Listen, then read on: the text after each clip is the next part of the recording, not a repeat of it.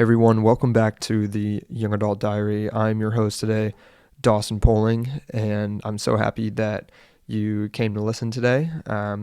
We are going through a series of the 21 qualities to improve your life as a young adult, and this is based off of the book, The 21 Irrefutable Qualities of a Leader by John C. Maxwell.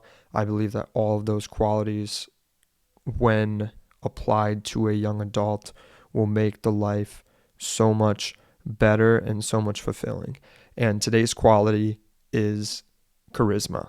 Now, this isn't the politician being loud and doing all that stuff, charisma. People think that charisma is being loud, outgoing, and getting all the attention. And most importantly, people think that you are born with charisma.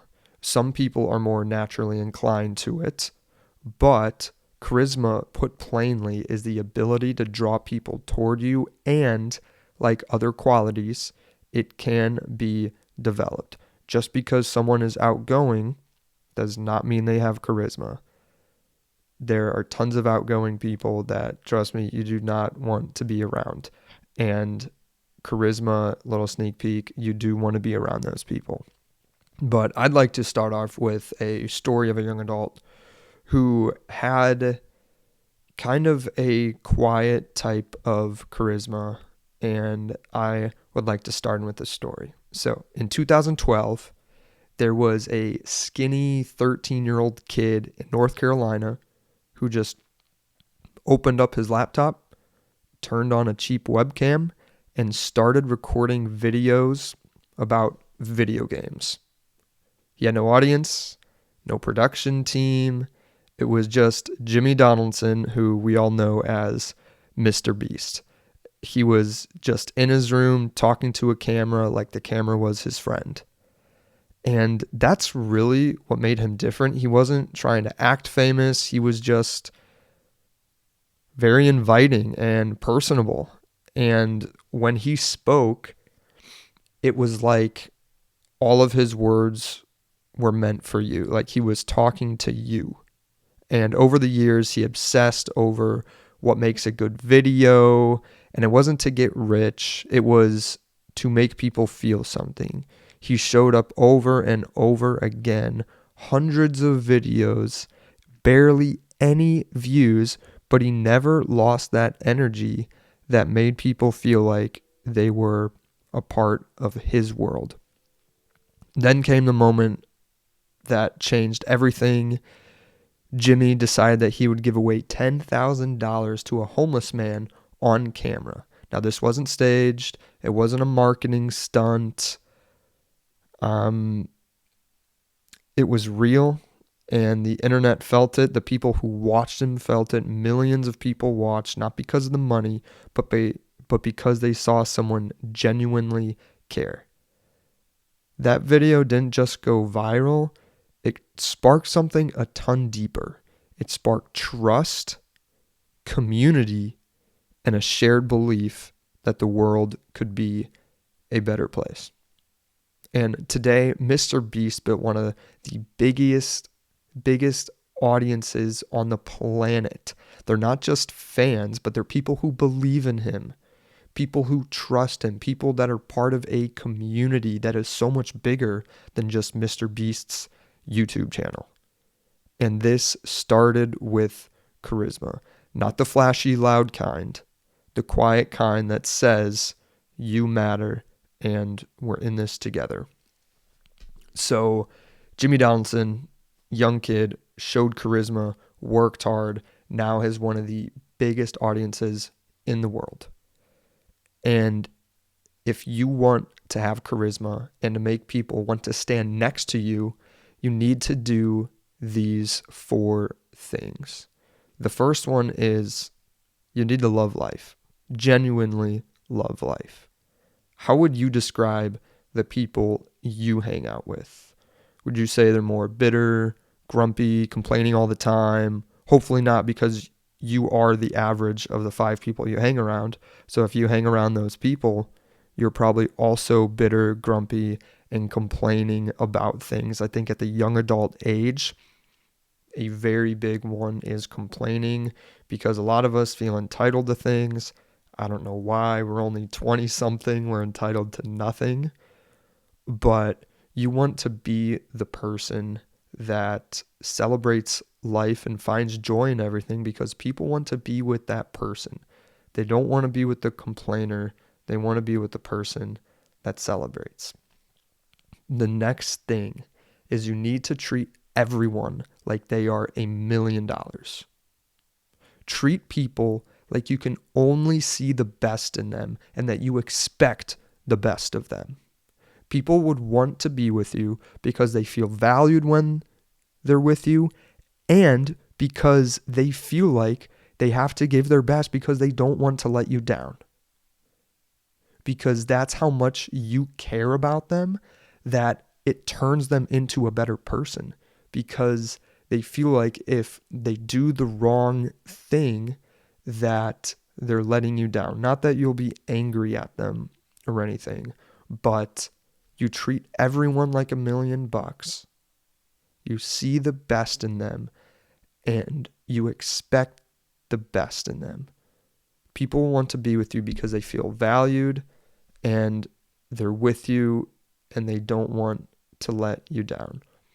And honestly, I just repeated that probably like 3 times, but it is so important.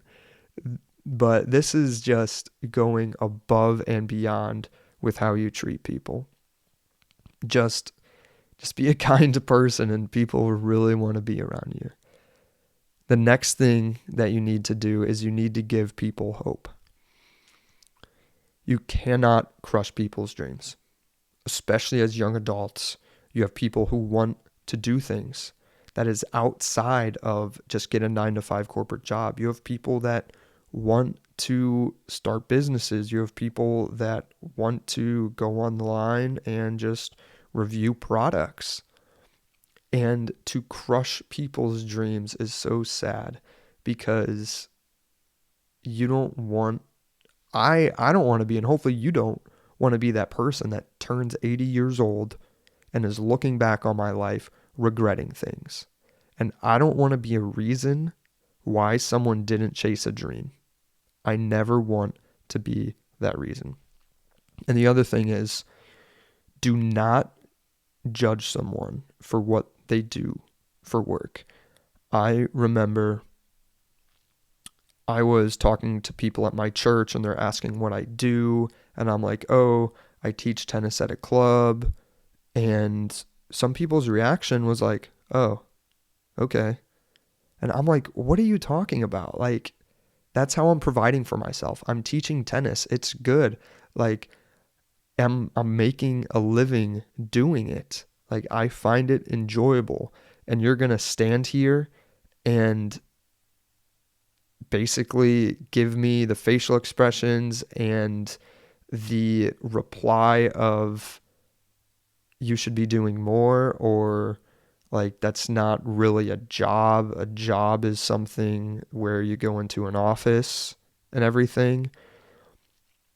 So when you are talking to someone and they are telling you what they do, you need to encourage them in that.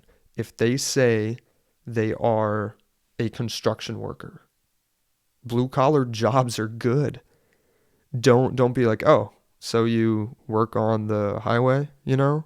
It's like, no, that is awesome. And I have personally had interactions with people where they say their job and I can tell that they are ashamed for whatever reason. It's probably because their parents made them feel bad that that's what they're doing, or other people made them feel bad because that's what they're doing. But I try to encourage them. I tried to find the good in what they do. And that's kind of the next thing. You need to encourage people to keep going, whether that is to chase their dream or the current job they're in. You need to encourage them that what they're doing is not a waste.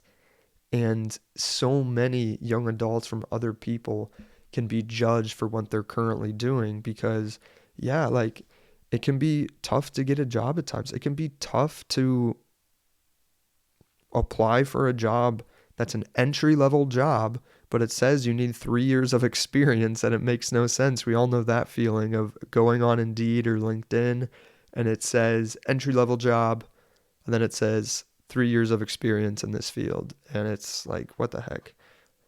And I don't know. It's just ridiculous, but encourage people, don't crush people's dreams. The next thing is to share yourself. Do not gatekeep. Share advice and encourage people. Share your story and be relatable. Yes, you need to listen to people, but you also need to give of yourself.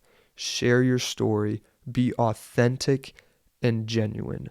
Be the person that can stare at a cheap web camera and just talk about yourself, and not to be famous, not to be flashy, but just to be honest. Really just to be honest. Share your story, but then also you need to listen to other people's stories. You need to listen to them, not just to hear them, but to understand them. When they tell you something, you need to know where they're coming from. You need to know how to reply. And if you want to build community, if you want to have charisma as a young adult, you need to listen very well to other people's stories. Not just sharing your own story, that's very important, like I just said, but listening and understanding and trying to be sympathetic or empathetic with them. It will go so far because people will see how much you care about them just by listening. And so to improve charisma, there's a couple things that we should do. The first is change your focus. When talking with others, you need to ask yourself the question, how much am I talking about myself, and how much am I letting the other person talk? And I'm totally guilty of this in certain situations of I'm having a conversation of somebody and I'm just talking. I want to speak my mind. I don't want to listen. I just want to tell my story. And one of my pet peeves is when you're in a group of people, someone tells a story, it's a cool story, it's a funny story, it's some event, and then somebody else kind of one-ups them. Don't be the one-upper. Don't be the person that shares a story that's a little bit cooler than that guy's story. And then you keep going back and forth just because you want to beat their story. And you're probably not even recognizing that you're doing it, but it's something that happens. I've caught myself doing it. Do I really need to share a story just to show that my situation that happened was more important or the stakes were higher? Sometimes you don't need to share that. You really don't. Now, there's nothing wrong about adding to a conversation. There's nothing wrong about that. But it's the intent of, am I adding to the conversation, or am I trying to take over the conversation and make it about me? So be careful of how much you talk about yourself and how much you are letting the other person talk. Try and tip the balance more toward the other person. Listen more. I've heard the good percentages like 30% talking, 70% listening, and I could definitely get better at that myself. And the next thing to improve charisma is to play the first impression game. When meeting someone new, learn their interests and ask good questions. Not the yes or no kind, the open-ended kind. That'll keep people talking. That'll get people talking. That'll get you more interested so you can ask more questions of them and get to know them more. This is where the treating someone like $1 million comes in. It's learning about them, learning their name, calling them by their name, talking about their interests and what they like to do, and encouraging them and giving them hope, not crushing dreams. This is what makes people want to follow you. This is what makes people want to be around you. And the last thing to help improve charisma is to share yourself. Make it your goal not to gatekeep, but to share knowledge, to share resources, to share your story. It is just a blessing when I have mentors and they share stories with me. They share knowledge with me. I take it in, and that makes me want to go back with them each time and listen to them and talk with them. Now, in that scenario, they're definitely speaking 30% of the time, and I'm speaking 70% of the time, and I got to try and flip that. But they share their wealth of knowledge so much, and I'm so thankful for that. And they show great charisma, and that's something that I could do better, and I think a lot of young adults could do better to improve their young adult years and lay a good foundation and just have a more successful life in their 20s. And last thing I want to remind you of, treat everyone like $1 million. This will draw people to you. This will want people to stand next to you, and this is what will build community. So thanks so much for listening to the Young Adult Diary again. I'm your host, Dawson Poling, and thanks for following along with this series. If you don't follow us on Instagram, you can follow us at youngadult.diary. And yeah, we'd love to see you there, and we'd love to have you keep listening to these episodes. Thanks so much.